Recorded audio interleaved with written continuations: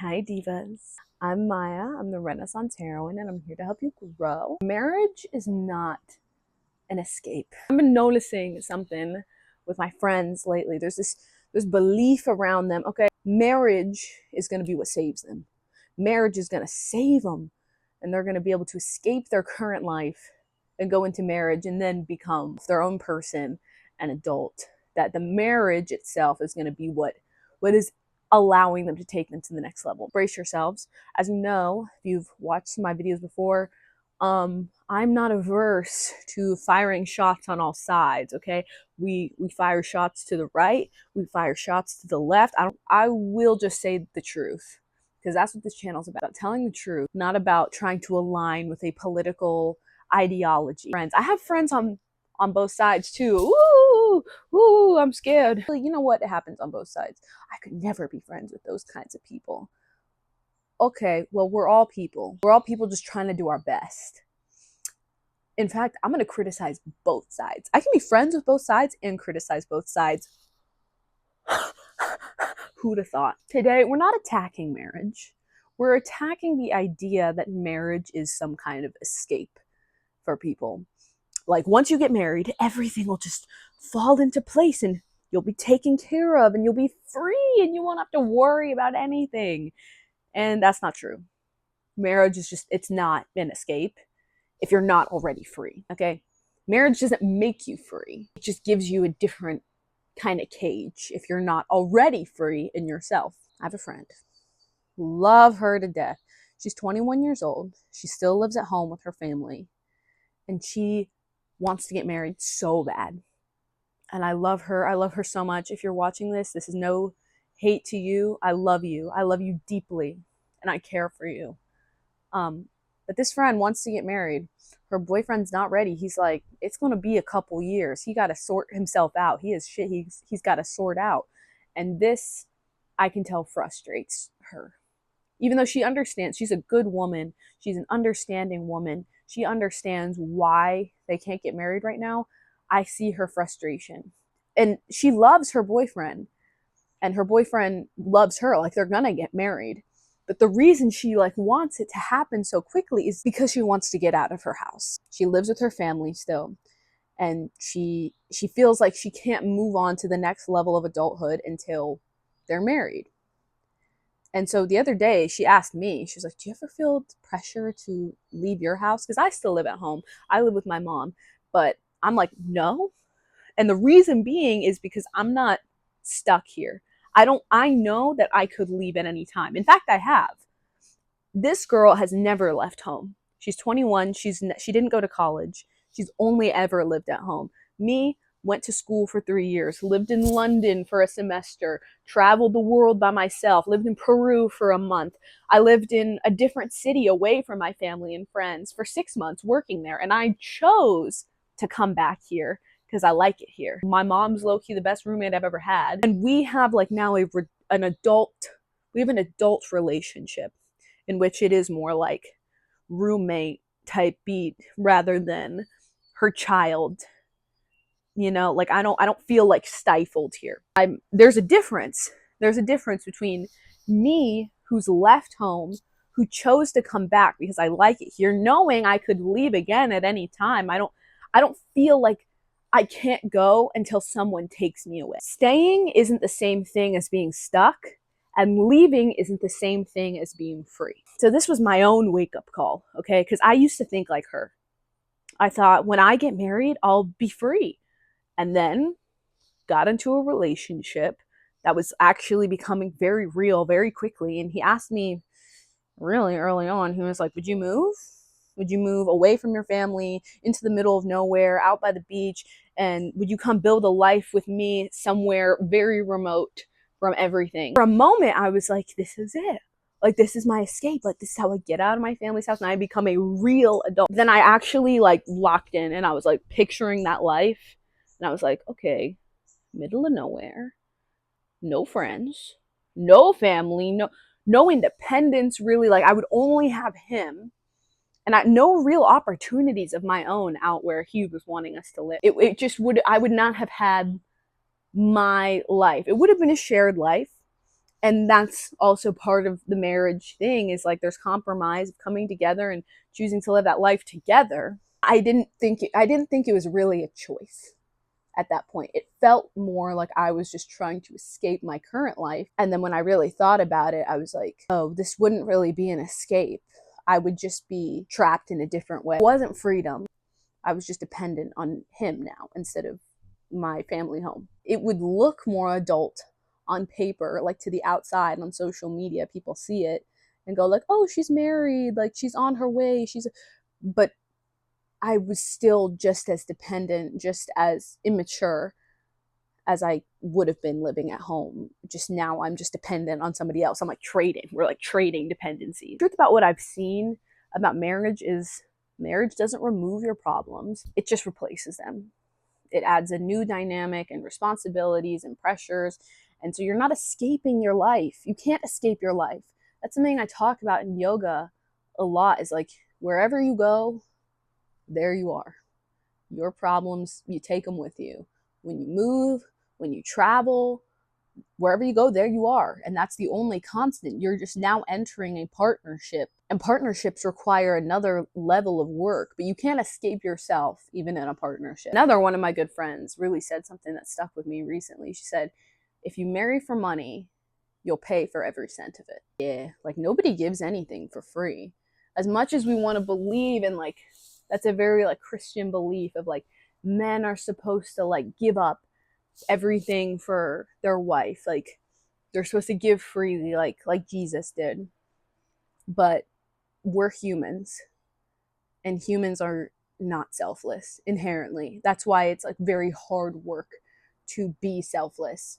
Nothing is free. If someone is providing everything for you, you're still paying for it somehow. And you can like argue whether you like paying for it. You can say, well, I love cooking, I love cleaning, great, that's awesome. You're still paying for it. You're not being provided for. You're working. He just has control of the money. You're still working. Do you get this? And again, I'm not saying that's bad. I'm not saying that's wrong. But the idea that you're not working is what I have a problem with.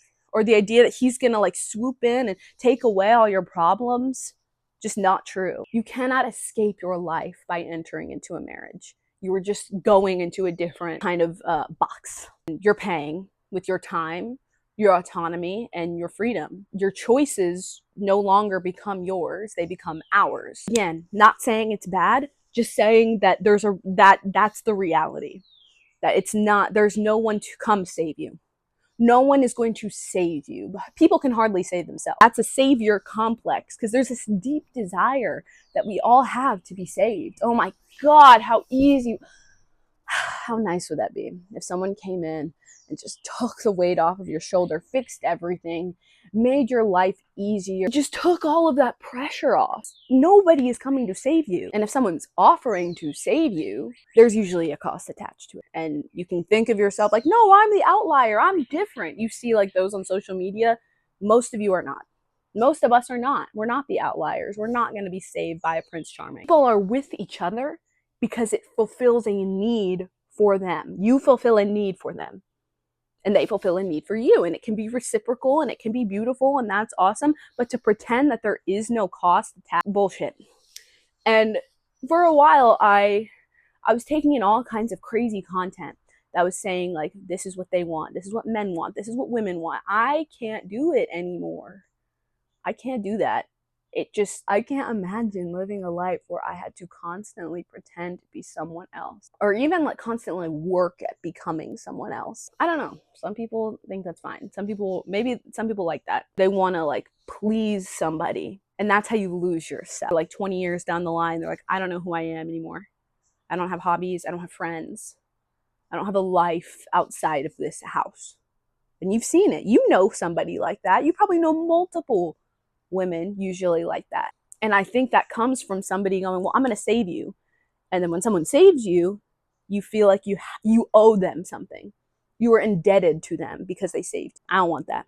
I want someone to choose me, and I choose them. Yeah, that reminds me of my ex. He wanted to be the one that saved me. I was never there for that. I was like, no, wouldn't you rather that I chose you willingly? No, you want to be the one that saves me. Freedom is a hard question, because the real question then becomes like, what does it mean to be free? Freedom isn't about where you live or whether you're single or you're married. Freedom is internal. Freedom is having that internal locust of control that says, I can go out and do something with my life.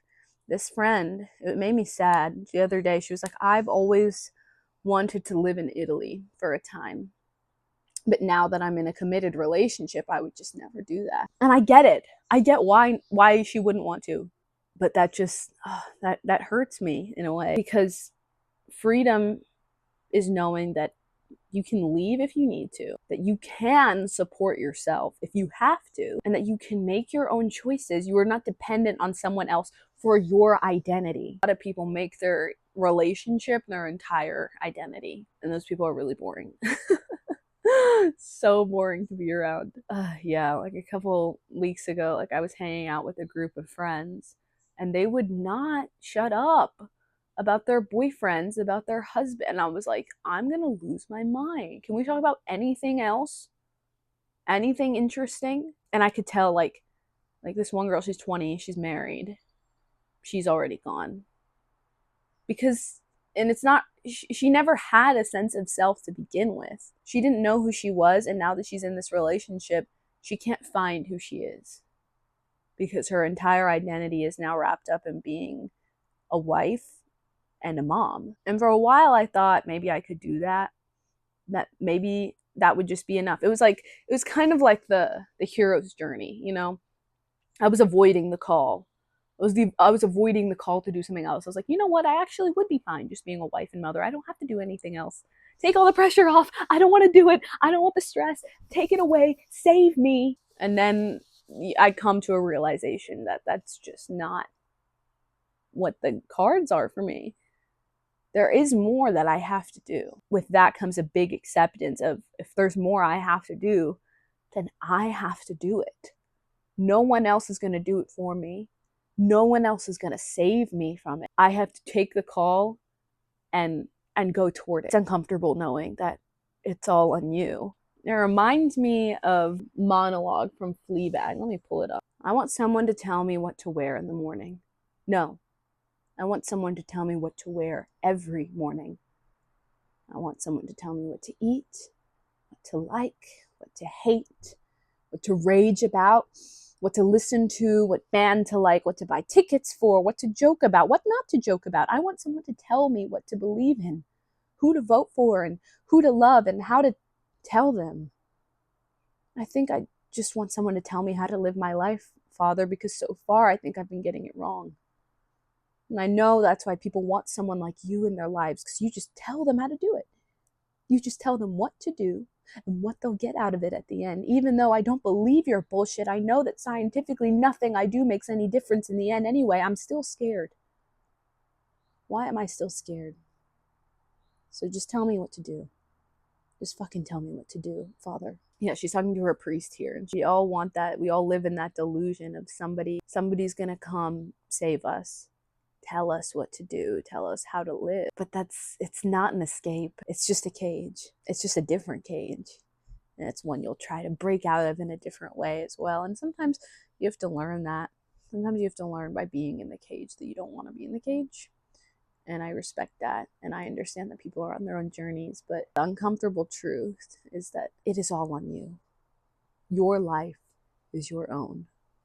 No apologies, no excuses, no one to lean on, rely on, or blame. It's an amazing journey, and you alone are responsible for the quality of it.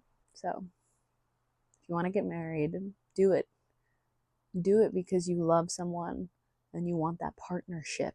Not because you want a savior, not because you want to escape your current life, because you can't escape yourself. The first step to freedom is accepting no one's coming to save you. Not a partner, not a marriage, not a future. And it's not depressing. It's actually really empowering, because you're not having to wait anymore. You're not waiting for someone to save you. You don't have to be chosen.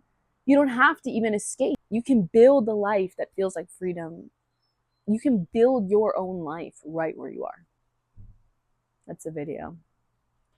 If you liked it, please give it a like, subscribe. I'm here every week trying to be with different messages like this. That'll be it, y'all. Bye.